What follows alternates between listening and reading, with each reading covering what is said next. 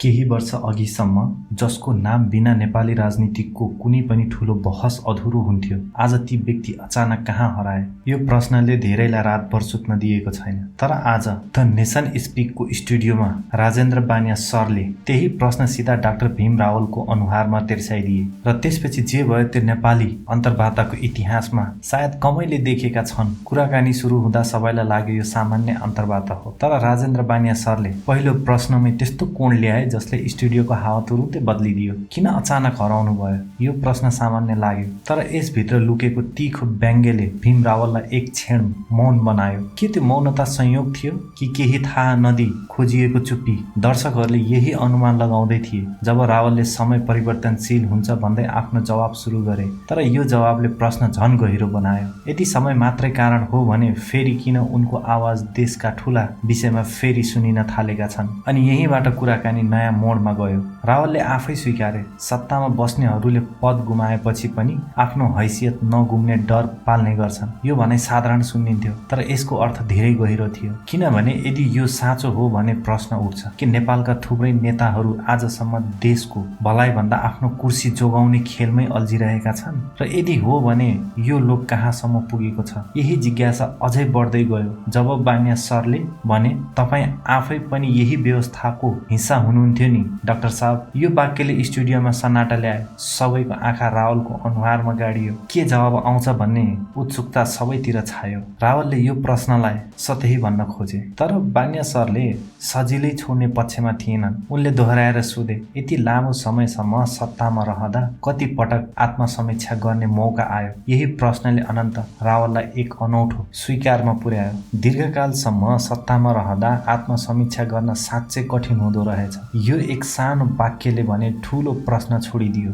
यदि आत्मसमीक्षा नै कठिन हुन्छ भने परिवर्तन कहिले सम्भव छ त? वा यो केवल एक अनन्त चक्र हो जहाँ हरेक पुस्ता उही गल्ती दोहोऱ्याइरहन्छन्? तर यो त सुरुवात मात्र थियो। कुराकानीले जब देशको सीमा र कूटनीतिक अडानतर्फ मोड लियो तब वातावरण झन गम्भीर बन्यो। रावलले सिधै चिन्ता व्यक्त गरे, सरकारको सार्वजनिक अडान र आधिकारिक प्रक्रिया बीचको भिन्नताले जनतालाई अन्योलमा पारेको छ। यदि राष्ट्रिय स्वाधीनता र भौगोलिक अखण्डताका विषयमा सरकार नै स्पष्ट छैन भने त्यसको मूल्य कसले तिर्ने हो? यो प्रश्नले दर्शकलाई तुरुन्तै सोचमग्न बनायो। के यो केवल एक राजनैतिक टिप्पणी थियो कि आगामी दिनमा ठूलो विवाद निम्त्याउने संकेत? अनि अन्तमा बानिया सरले सबैभन्दा तीखो प्रश्न आफ्नो पकेटमा राखिरहनु भएको थियो। आजका युवाहरू भन्छन् पुराना नेताहरूको युग सकियो, अब हामी आफै देश चलाउँछौँ। यो सुन्दा रावलको प्रक्रिया के हुन्छ भन्ने सबैलाई उत्सुकता थियो। उनले तुरुन्तै प्लट हान्दै भने, उमेरले मान्छे पुरानो हुँदैन, तर इतिहास नबुझ्दा गल्ती दोहोरिरहन्छ। तर उनको यो जवाबले प्रश्न सल्टाउनु भन्दा झन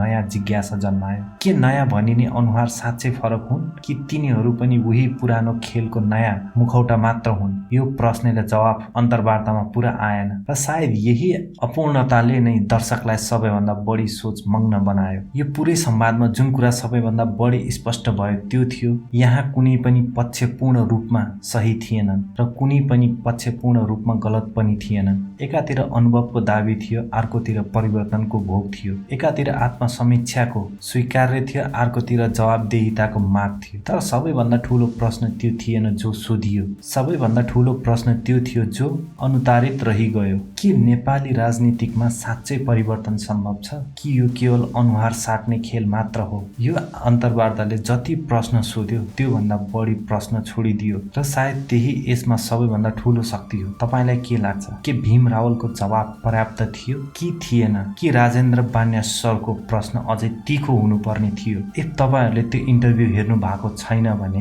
राजेन्द्र बानिया सरको र भीम रावलको तपाईँ गएर हेर्न सक्नुहुन्छ र आफ्नो धारणा तल कमेन्ट बक्समा लेख्नुहोस्।